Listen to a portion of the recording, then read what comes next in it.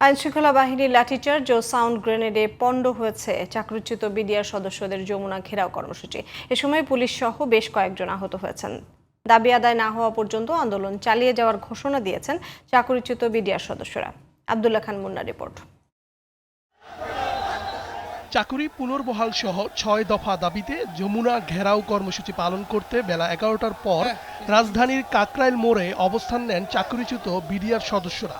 BDR কল্যাণ পরিষদের ব্যানারে এই কর্মসূচিতে অংশ নেন সাজাপ্রাপ্ত বিডিআর সদস্যদের স্বজনরাও। আমরা পুলিশের দুটি বাধা উপেক্ষা করে যমুনা পর্যন্ত চলে এসেছি।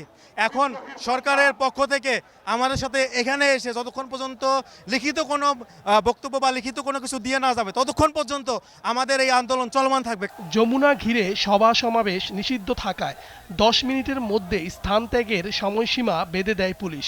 ১০ মিনিট সময় দেওয়া হয়েছে, 10 মিনিট না গেলে আমরা অবৈধ ঘোষণা করছি যে 10 মিনিট পরে না গেলে অবৈধ ঘোষণা, এরপরে অ্যাজ পারলো যেটা হবে সেটা ব্যবস্থা নেব। তবে নির্ধারিত সময়ের মধ্যে সরে না যাওয়ায় লাঠিচার্জ, জলকামান ও সাউন্ড গ্রেনেড ছুড়ে আন্দোলনকারীদের ছত্রভঙ্গ করে দেয় আইনশৃঙ্খলা বাহিনীর সদস্যরা। বিডিআর সদস্যদের পাশাপাশি আহত হয় বেশ কয়েকজন পুলিশ সদস্য। শান্তিপূর্ণ আন্দোলনে আইনশৃঙ্খলা বাহিনীর লাঠিচার্জের নিন্দা জানান সাবেক বিডিআর সদস্যরা। সরকারের কর্তৃপক্ষের কোনো টনক নড়তেছে না। আমরা চাই যে পিলখানার প্রকৃত ঘটনা এর সুষ্ঠু তদন্ত করে অপরাধীদের শাস্তি দেওয়া হোক।